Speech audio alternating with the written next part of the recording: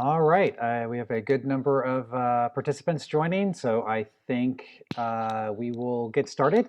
Hello, I'm Jeremy Johnson, Vice President of Customer Experience for Project 202. Today, we're happy to present this Project 202, an experience-driven leadership webinar, Journey to Becoming an Authentic Leader. Today, we have two amazing female leaders that are going to be sharing their journey to technology leadership, touching on mentorship, influence, and key life moments. If this is your first webinar with us, just want to make you aware, we love questions from you, the audience. So please don't be shy. If you're using Zoom for the first time, which by now in the pandemic, I'm assuming most people have used Zoom at least once somewhere, there is a Q&A button on the bottom of the screen, or I think if you're on iPad, it's on the top of the screen. But this is where you can ask and upvote questions that our moderator will be using during the panel. So to kick things off, I'm going to introduce you to our moderator, Medea Lee. She's a leader in experience design and delivering successful solutions for global brands, and is currently an experience director out of the Project 202 Austin office. With that, Medea, take it away. Thanks, Jeremy. And thanks everyone for joining today. I really appreciate you taking time out to meet with us. We have a couple of great women with us today that we'll be talking with. One is Meg Knauth and the other is Karen Stroup. And ladies, do you want to just talk a little bit about yourselves, your roles, and what you guys do? So Meg, do you want to go ahead and start us off? Sure, I'd be happy to. So I'm in the central time zone, so it's officially afternoon. So good afternoon to everyone, no matter where you're located. I'm Meg Knauth, and I'm currently serving as a vice president within T-Mobile, responsible for the billing domain, for streaming conversion, for capability uplift, and modernization of our platforms. You may have read in the news that we recently finished a monumental telecom merger between Sprint and T-Mobile on April 1st of this year. And so I'm delighted to bring my 23 years of telco experience into this new role. Thanks. So I'm Karen Stroup. I am the Chief Digital Officer at Thomson Reuters. And essentially what that means is I am helping create a better experience for customers as they interact with Thomson Reuters. So how they find our products, try, buy, and get support. And so really looking at our enabling technology and the customer experience we want to deliver and helping those come together in service to building digital ways to engage. I have been here for just almost a year exactly. And before this, worked at Capital One, Intuit, and the Boston Consulting Group. And outside of work, I'm a mom of 3 kids. They are 8, 10, and 12. They are all at school right now, so you should not see them today. But often they do bomb the video calls I'm on. So happy to talk about that as well. Awesome. Yeah, I should jump in there too. To Karen's point, I'm also a working mom. Mine are a little older than Karen's, so we joke around about the differences in our pre-meetings about having the youngers and the olders. I now have one that's a college freshman and one that's a senior in high school. Awesome. Thanks, you guys. I really appreciate it. I know that your days are busy. It's been, I was trying to get on your calendars as well leading up to this. So really appreciate you being here. So what I wanted to do is kick us off with some statistics about women in technology. And one of these is there's a 5-to-1 ratio from men to women, and this shouldn't be a surprise to you both. But I think it's pretty shocking that there's 80% of the males in technology, and there's only 20% of females. But on the positive side, Fortune 500 companies with at least 3 women in leadership positions have seen a 66% increase in ROI, which is amazing. And then also, one thing, like companies with more diverse leadership teams report higher revenue from innovation. But yet still there's only 20% of the top 10 major tech companies like Amazon and Apple and Microsoft and Facebook. And so why do you think this is? There's a huge gap, and I feel like there needs to be a change. So I'm going to stop sharing, and then I think let's get into, some of the questions. Like, Karen, do you want to kick us off? Like, what do you think needs to change within the industry? Yeah, I mean, I will start by saying, like, for me, I didn't make a choice, an intentional choice saying I wanted to go into technology. I actually started from a perspective, I had moved to San Francisco when I was 28 and actually had really focused on the customer side of things and realized technology was a great way to reimagine new solutions to longstanding customer problems. And so, when I think about my background, I never considered going into computer science or coding. And even when I look at my daughter today, there's a lot of use of technology, but there's not a lot of emphasis of teaching them about the technology and how things are built. And so I think things need to change on different levels. In the immediate term, I think we have to start to demystify and remove the fear of technology, of being in technology from women who are already in the workforce, and to make it seem more approachable. I think the second thing I think we need to do is really help pull the population who are earlier in their career and help nurture them and grow them into leadership positions. The data I've seen typically shows that there are much higher percentages of women in technology. If you look at people in their early 20s versus as they get into childbearing years and later. And so I think there needs to be really intentional programs to nurture and develop that. And then third, we probably don't need to focus on this today, but I think it starts in elementary school and high school and college to really help ensure that there's not unconscious bias in how we're educating our children. Mm-hmm.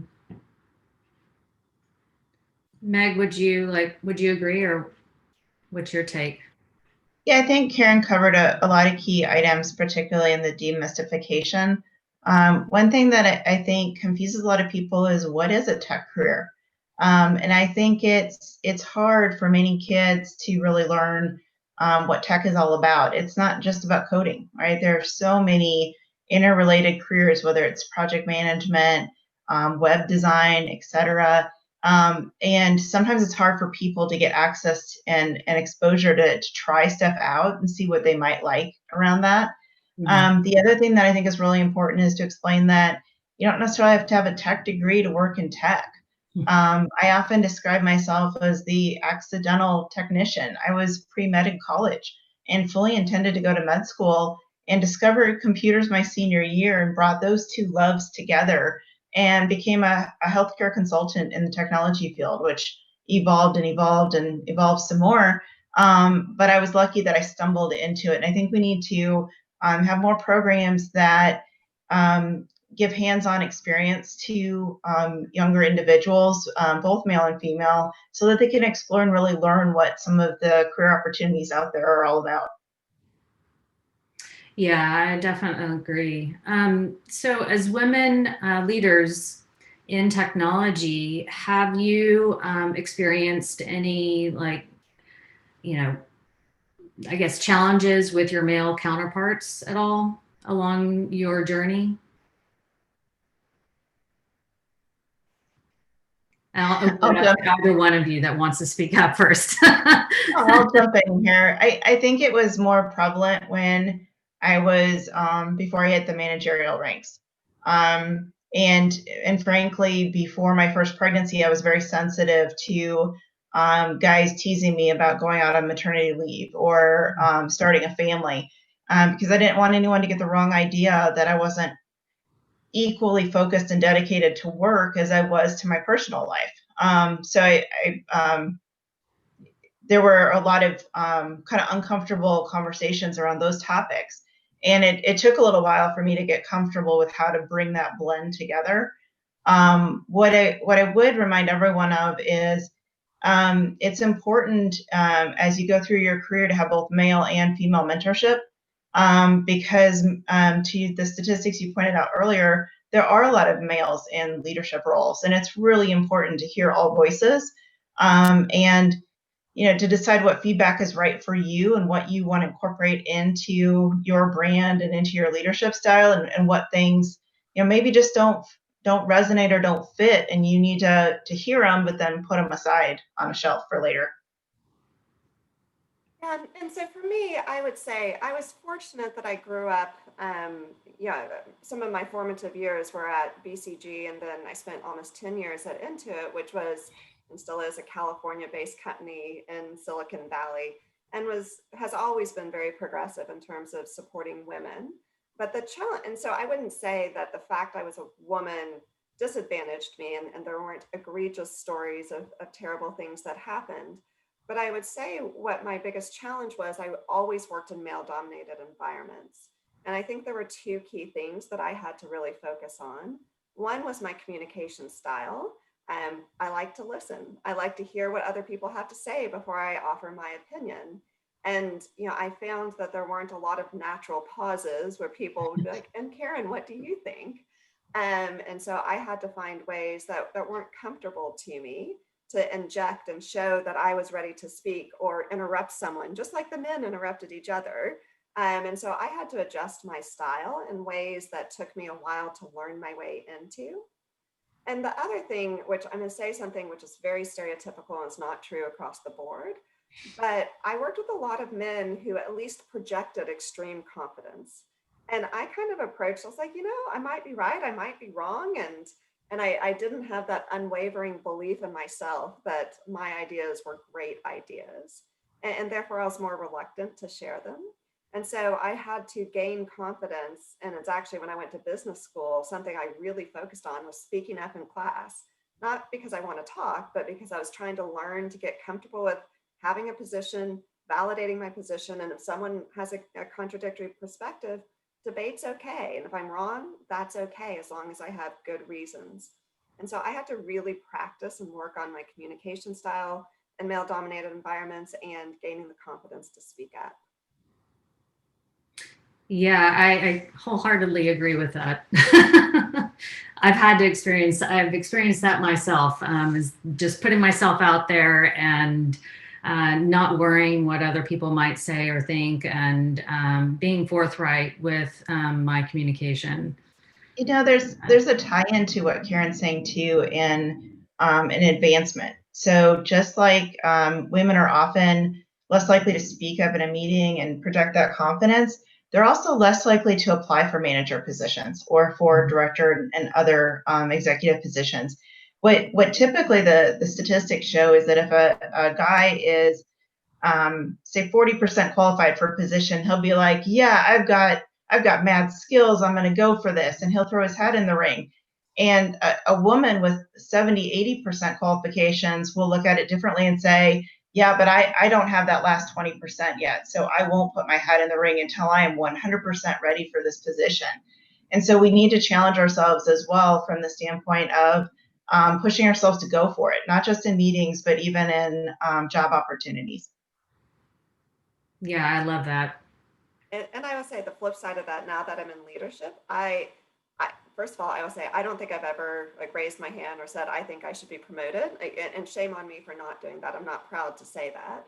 And I've had plenty of people, and men in particular, come to me and be like, I'm ready for a promotion.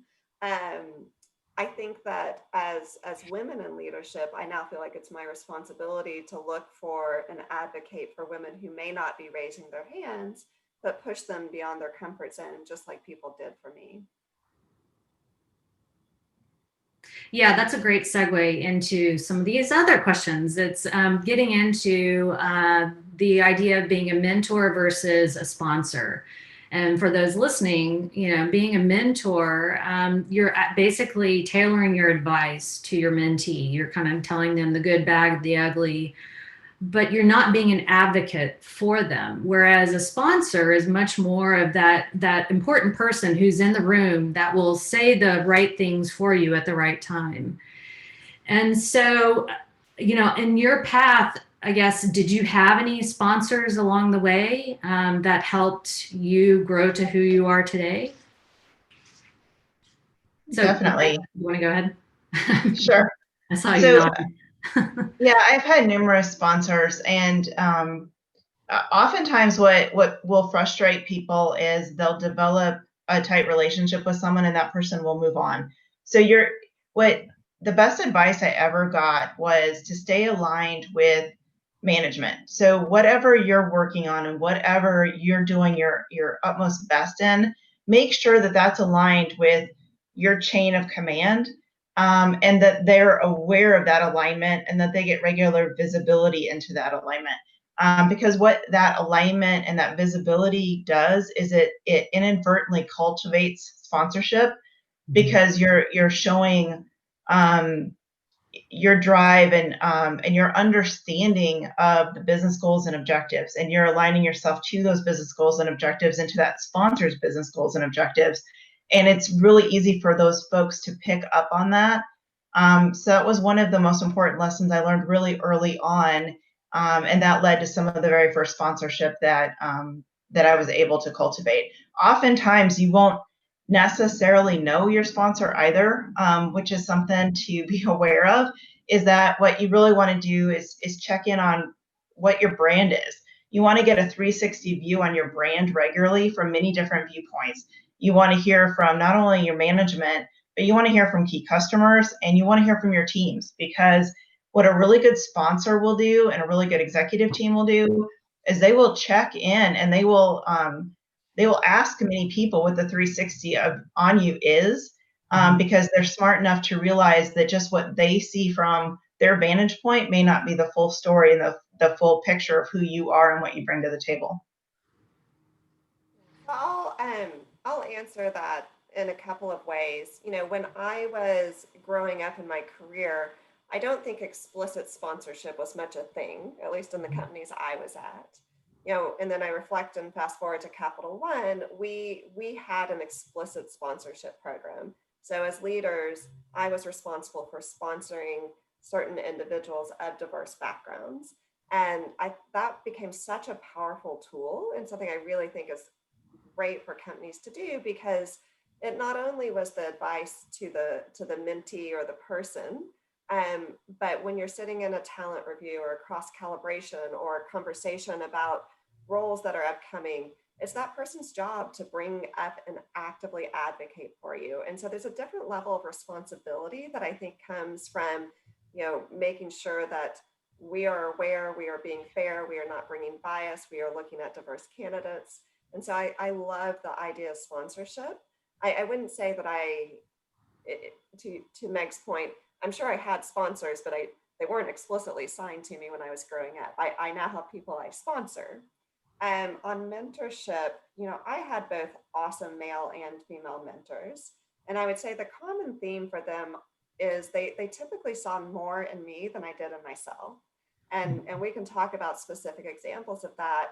But, you know, to Meg's point, where it's like, oh, I'm 70% there, I'm 80% there, and so therefore I'm not ready yet. They said, no, you're ready. And we put your name forth, or you're going to do this, and we're there to help you. But they were people who really pushed and encouraged me. And I don't think I would be where I am today if they hadn't have done that. And so I think that cultivating those relationships, and, you know, for me, it's not necessarily about the most senior person in the room, but having a specific skill or capability or something you want to learn from the person, I think is really important. Yeah, I think that's great, and definitely great advice.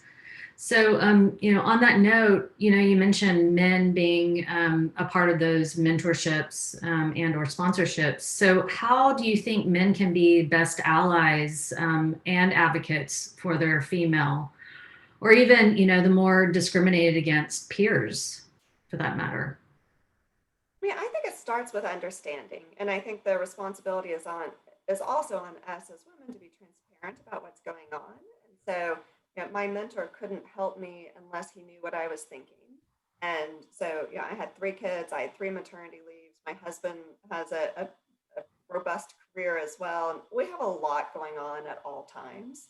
And, you know, what I've always done, and not in a way where I'm whining or anything else, but I'm pretty transparent about what was going on in my life. And so after I had my third kid, it's like, Al, I need a little bit of time. I'm struggling with how to balance things, et cetera. Or just really being open about what I'm working on and trying to develop. But I think that having a productively honest conversation is really important to having effective mentors. And I think that the more men in particular can have understanding of the realities, I know we'll probably talk later about disproportionate share of household responsibilities and kids want their moms. But the more that they have an understanding of it, it's illuminating to them, and there's pattern recognition that occurs. And so I think there are productive ways to have the conversation, but I think having the male allies, and this guy Al is talking about now sits on stage and talks about what he's learned. His wife happens to be like a power BC woman in California, and so he learns a lot at home too. But I think it's really important that 80% of people have empathy and insight.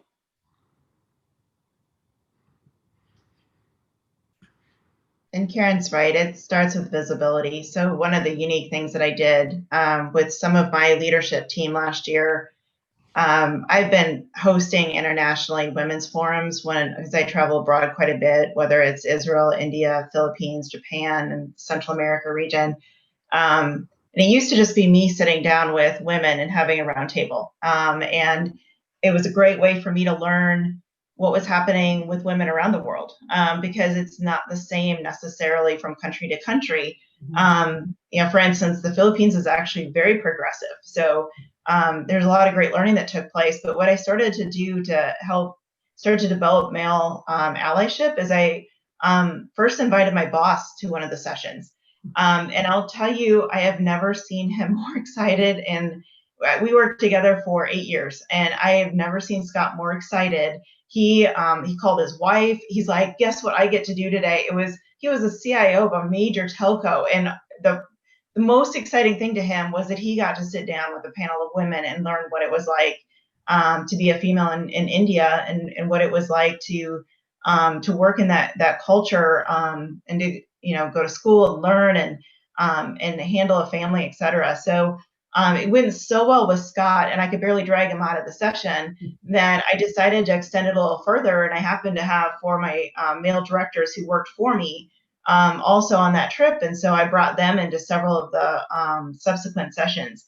And just like Scott, all 4 of them to this day keep talking about those sessions and keep talking about what they learned. So just like Karen's example with her boss, what I tend to find is men are actually really hungry to understand in most cases, and sometimes just presenting them with the forums and the opportunities to learn is powerful in and of itself. But I think it also all comes back to one simple thing, and that is no matter who you're working with from a mentoring perspective or an ally perspective, it's important just to understand we're all people, right? My parents used to say everybody puts on their pants the same way, one leg at a time. And we do, right? And just getting to know what makes each other tick and what's important to each other, whether they're male, female, whatever, whatever they identify with, it's just important to get to know people as people, and then to make that a real personal connection and not just a business connection. Because the more we understand and appreciate each other personally, the more professionally everything becomes much more enriching, and we all grow together, not only professionally, but personally as well. Yeah, most definitely. So like, what's some advice that you might give to women who are entering into technology, and also thinking about those who may be trying to progress into more of a leadership role? Like, what's some advice that you might give? Karen, do you want to start? Sure. I think those are 2 different questions. So I would. They are. Sorry. No, it's okay. I combine them. Do I merge them together? So I kind of got into more of technology in around 2002, 2003. And I didn't come from a technical background. I'm a finance major. And now people think I'm technical, which is a bit of a a misnomer. I would say I'm technically proficient. I'm a good translation layer between technologists, business, and customers, which I think is actually a great sweet spot. But the advice I would give to people is don't be scared to ask the questions. Like, you've got to seek to understand. And I remember probably it was, probably 1990, no, 2000, somewhere in, I've got my years confused, 2009, I guess. And I was trying to understand what APIs were. And I was coming from a business background. And I literally went to about 4 different people because no one could understand it. No one could explain it to me in a way that I understood. And I felt so dumb. But at the same time, I knew if I didn't understand it, I couldn't do my job. And so I went to several different people and I just kept saying, can you break it down for me? Can you draw a picture? Can you translate it to a different way? And so I think there's something really powerful about asking. Don't be scared to ask the questions and make sure you understand the fundamentals. I had this idea at one point, right around then I was having my first child, and I was like, maybe I'll do a coding class on my maternity leave, which, let's be clear, I didn't. Yeah. But like, you don't need to know how to code, you just need to know these concepts. So I just asked a lot of questions, and I think asking the questions and getting that foundation is so important to being successful longer term. Because what it enables me to do now is advocate equally for my technologist's point of view. And so if we're making prioritization calls, I say, what's important to you? What are you being incented on? What are you being measured on? What's terrible for you if this happens? And so I would start with ask the questions and build the foundation. Mm-hmm. I'll let Meg respond, then we can come back to the other question about leadership. Yeah, thanks. Karen, I'm still chuckling about you being so confident that you could do a coding class during maternity leave. You lost me there. That's awesome. Similar to Karen, I think her feedback on that is great. I would just add to it, don't be afraid to try stuff. What's the worst that's going to happen? You learn that something isn't really your cup of tea, then you can just evolve into something else, right? This is a really big world, and there are more opportunities than there are people. So everybody's going to want you. It's really about finding your niche and what you love to do, and then not being afraid of trying new things, because the one thing about this industry is it's constantly evolving. And the one danger spot I see for people is they get really hooked into a particular area and they don't want to leave. They found a comfort zone.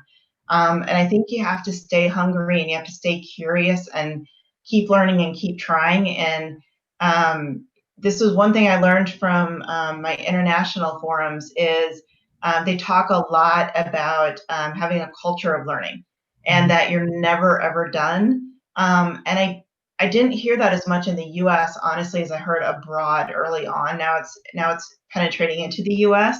But I think it's important for all of us to understand that we're all works in progress constantly. And so you're never really done. Like there's no destination that you're trying to get to. It's really about living your best life every single day and making the most out of it.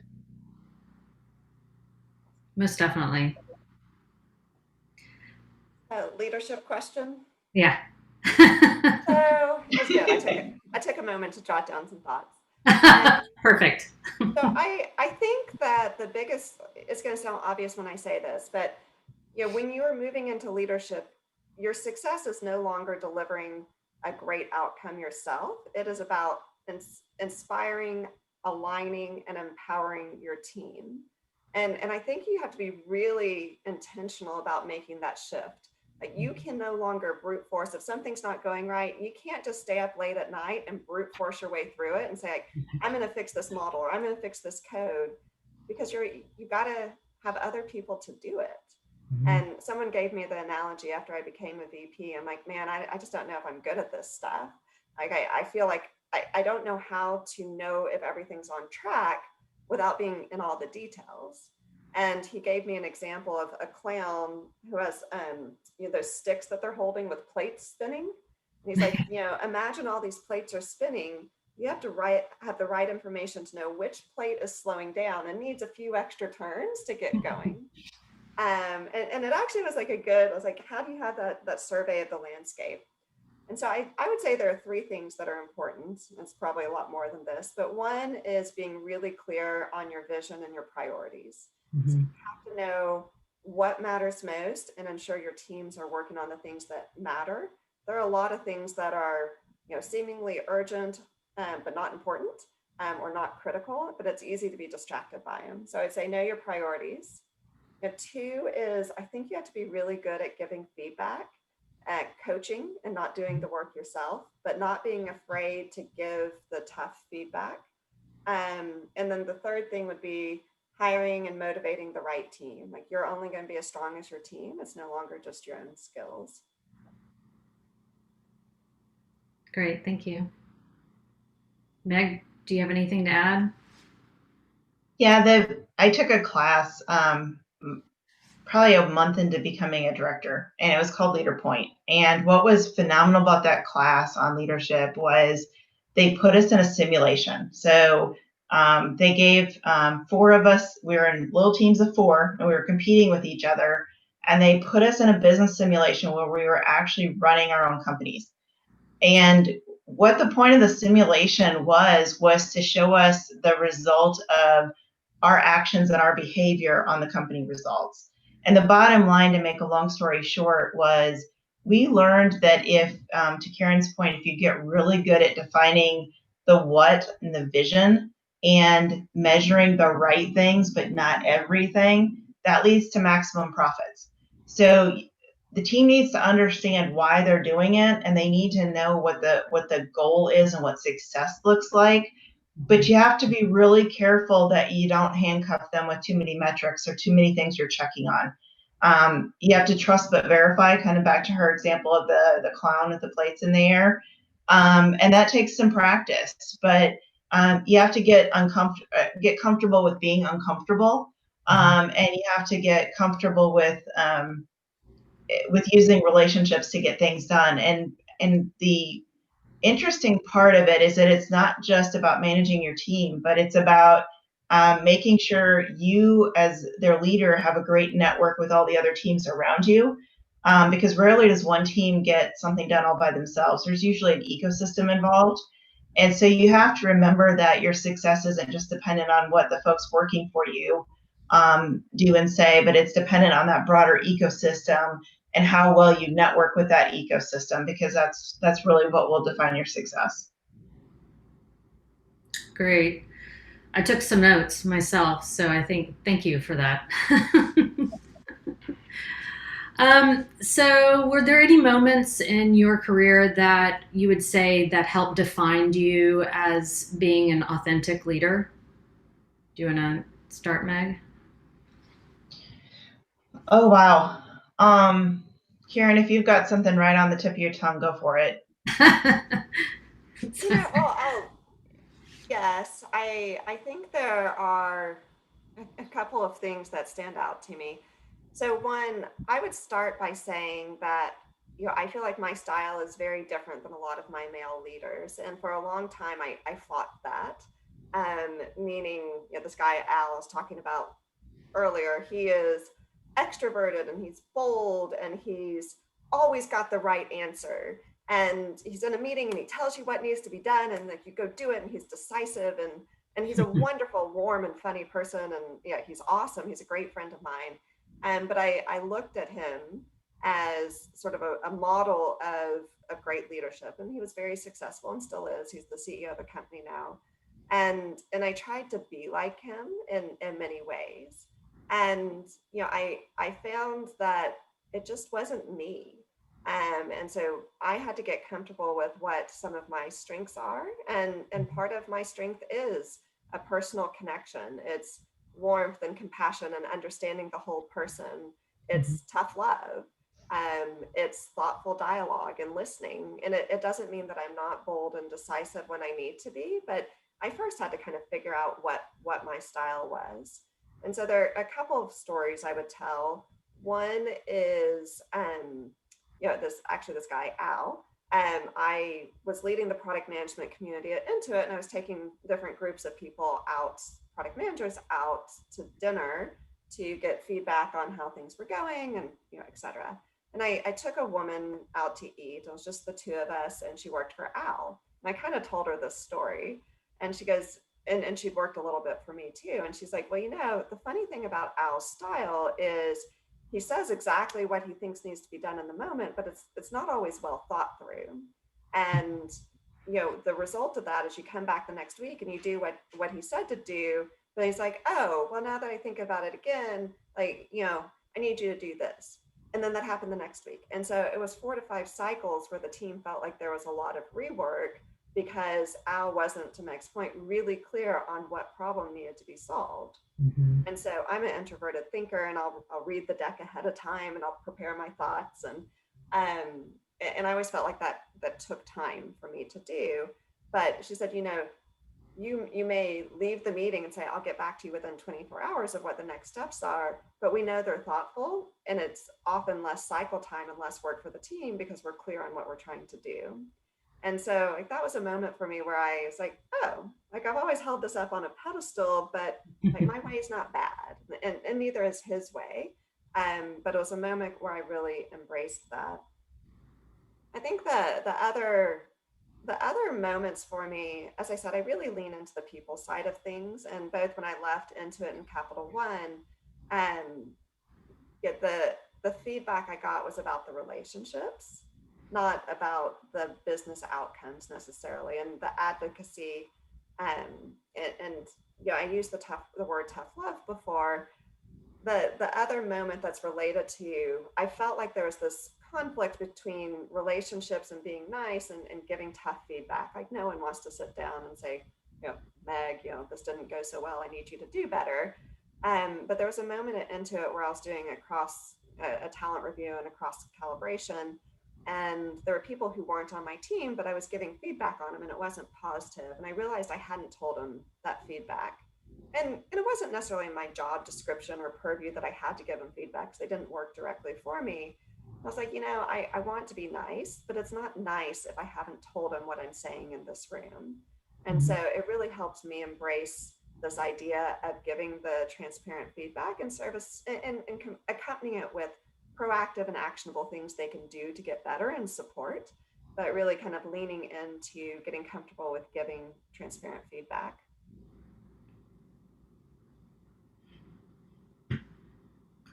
Karen's examples are awesome. I'll throw 2 more out there that are just a touch different. One of the first ones for me that where I really found my authentic self was about a month after that class. So I was 2 months into being a director. We were bringing Sprint and Excel together in the middle of a major merger, and we had a go no go decision on a release.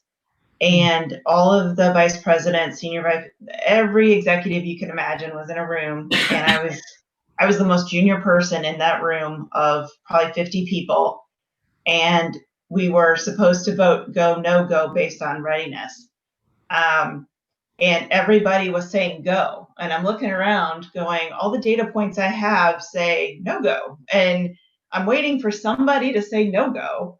And it's starting to get more and more uncomfortable for me because everything is a go.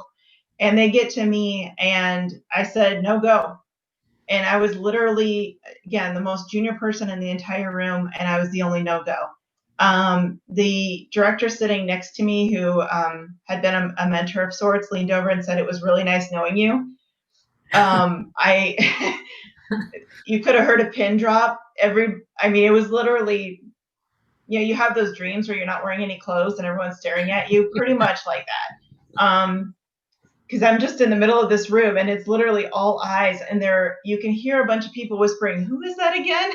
Because I wasn't even well known yet.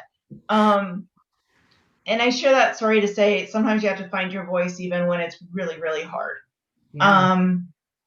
And I had another one on the tip of my tongue and I'm just blanking on it. If I think of it again, I'll bring it up. But it's, I guess what it would summarize it to say is it's those times where you're really uncomfortable that really make you as a leader and define your authentic self, because that's when you're really being tested, and that's when you really find out who you are.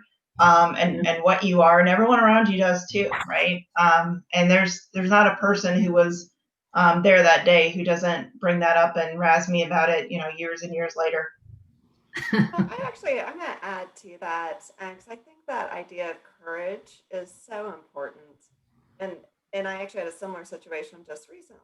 So I've been at my company for a year now, and I sit on our operating committee, and so I have relationships with the other senior leaders. But we were in a meeting about a very complicated org situation, and the details don't matter, but it's like, should basically a team of people go away, not the individuals, but the work, and is it structured the wrong way? And we asked someone who was in the team that would go away to lead the work, which was very strange. And he's like, so I just want everyone to agree that this is the path forward from a structure perspective, and we'll figure out this other stuff. And everyone was kind of like, yeah, that's fine. I was like, we aren't solving the problem. And so I was listening for a few minutes, and then it was a 30-minute call, 15 minutes. I'm like, I have to say something. I'm not doing the company any service by just passively agreeing, and not saying anything is passive assent. And so I was like, guys, I'm really sorry, but I'm very uncomfortable with this. Here's the problem we set out to solve. And I don't understand. I think the structure follows the strategy and we're not following it. Again, details don't necessarily matter, but sorry. It's my dog too. Yeah, I have mine back behind me, ready to leave this office. But after I said this, the whole conversation changed, and I had some of the presidents of the business saying, thank you for speaking up, and everyone started to speak up. And it was one of those moments where I was like, I almost didn't speak up because it was easier not to than to, but it just didn't feel right. And so I would just sometimes what the right thing is to do, and you just have to speak up. So do you think, oh, sorry. So do either one of you think that motherhood has kind of helped shaped you as being more of an authentic leader, or maybe shaped your leadership style at all? It can't help but shape you. I'm sure Karen has a lot of examples as well. I know that when I came back after my first maternity leave, I literally went around and apologized to every parent who had ever worked for me before. And I started making a regular habit of thanking working women who had come before me that were in executive roles for trailblazing. And to this day, I continue both of those practices a little bit. But I was so hard charging before kids. I really had no concept of work-life balance. Everything was just go, go, go, go, go. And having kids just completely changes you, because all of a sudden you're entrusted with this. Uh-oh. Meg, I think you froze.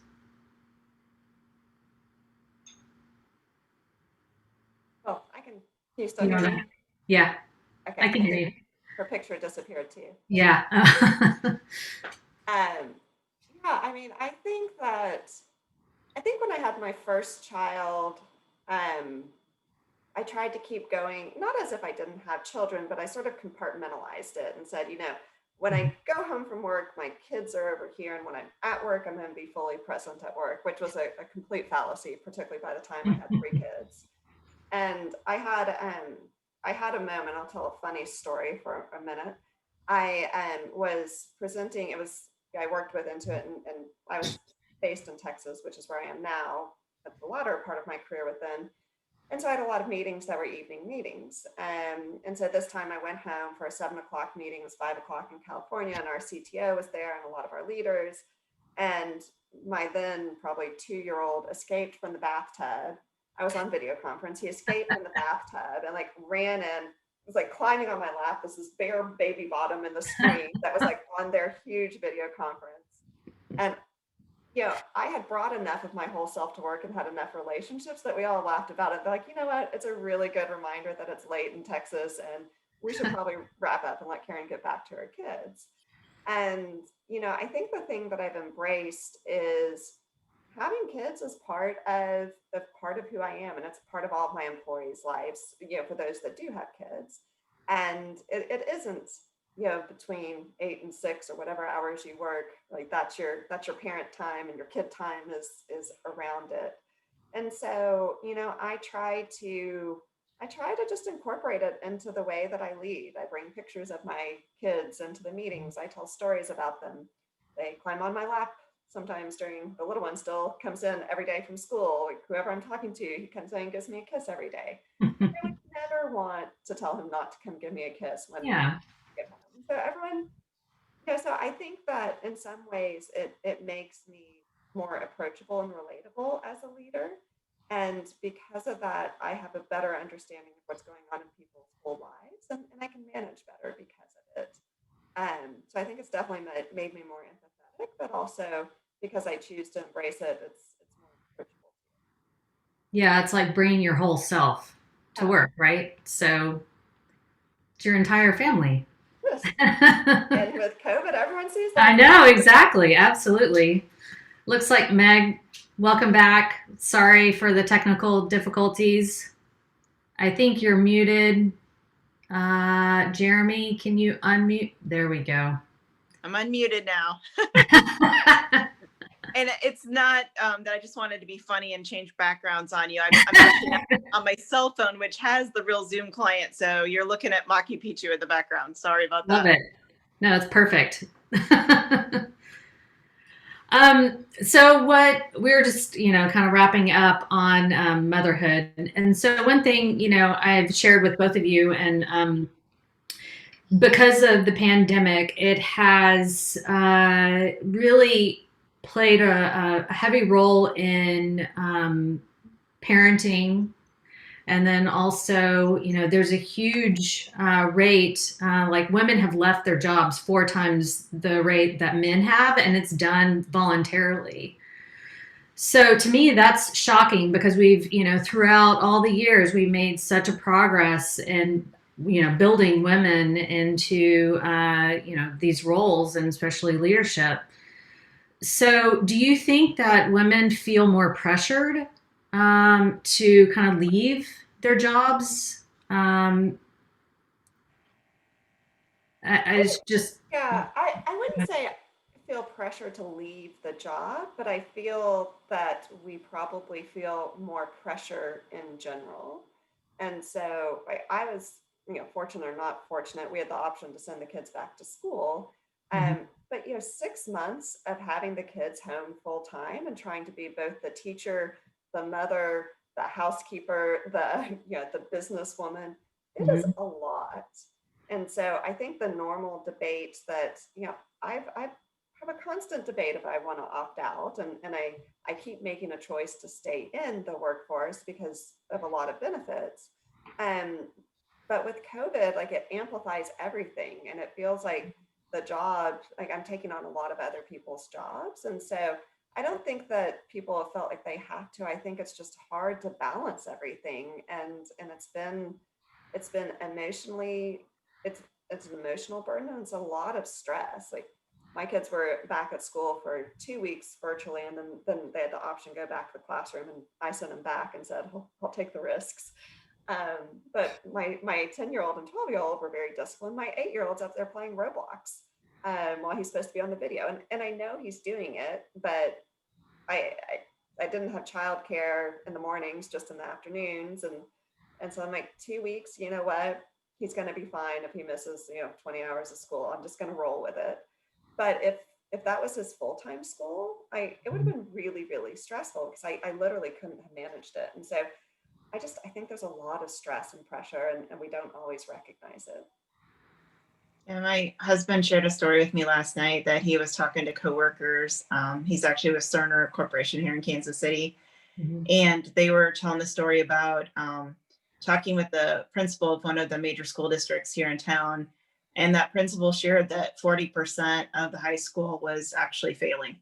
And you take that back into what it's like to be the parent of kids that are struggling.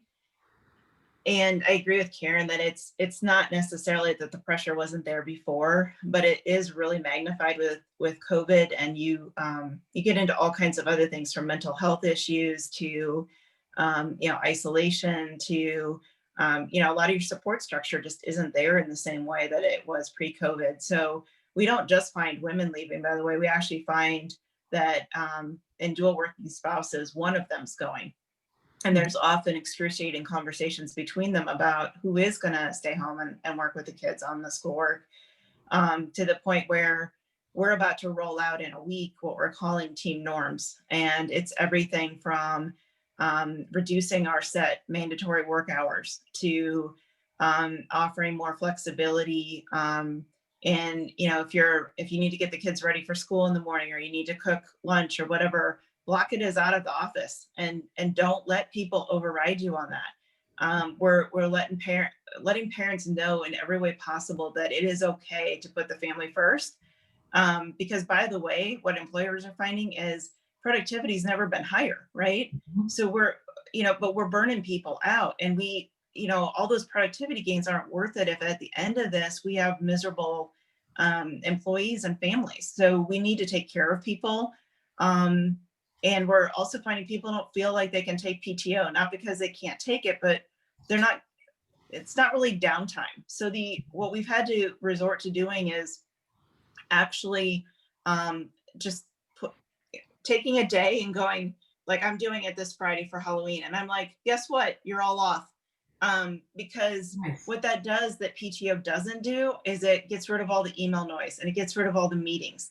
And it just lets people actually disconnect, which when one or two of them take PTO, everything's still going, and they're still seeing the emails coming in, and they just naturally migrate back to their desk, right, wrong, or indifferent. So we're trying to find every way we can to truly give people downtime and to truly give them some release, so that they're not forced with making those really difficult decisions. That's great to hear that you guys are creating that initiative. I feel like more and more companies should be taking this on, and I'm really curious, thinking beyond and thinking ahead into 2021. What do you think? Like, do you think as we start to reopen, do you think that there will still be this norm of working from home, or do you think that we'll even shift into a totally new realm, or back to how we were operating before 2020 hit?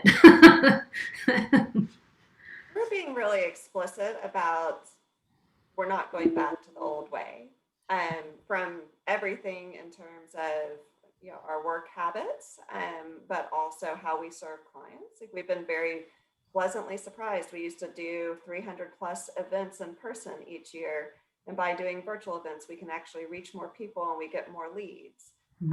And so we just extended, I think the email came out yesterday or today, we extended work from home, voluntary work from home, until July. Because we don't want our employees stressed about what are they going to do when, and there's sort of optional phase, come back to work if you want to. But I think COVID was long enough. If it had been 2 months or 3 months, I don't think it would have created sustainably different ways of working. But given it looks like it's going to be a full year or more of being remote in many different facets, it is creating different ways of collaboration. I think we will have a permanent rotation of work from home and work in office. It changes our real estate footprint. It changes how mentorship and coaching is done. And so I do think that there's sustained differences coming out of this.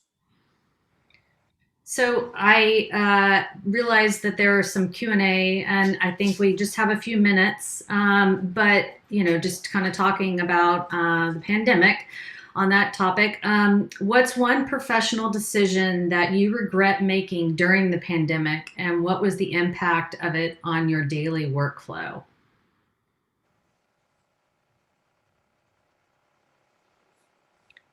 I'll give you one that's that you're not going to expect. So one professional decision that I didn't do is I didn't take more vacation. And I I didn't truly disconnect. In my defense, we were going through a merger and felt like it wasn't a great time to do it. But in hindsight, when you don't disconnect and you don't fully refresh yourself, you're not bringing your A game. So you have to take care of yourself, and you have to figure out what that looks like, and you have to make that a priority. Yeah, I think my two would be, I don't think I'm doing a good enough job of setting boundaries. And that's a bad role model for my kids, my family, my team, and has some of those same consequences. And I'm not exercising as much. And so I used to have a spin class I'd go to in the morning, and now I use that time to work. I changed my background. There's a Peloton bike behind me, but I don't use it. And it's not a good choice for my long-term health and benefit. And I each day I regret that decision.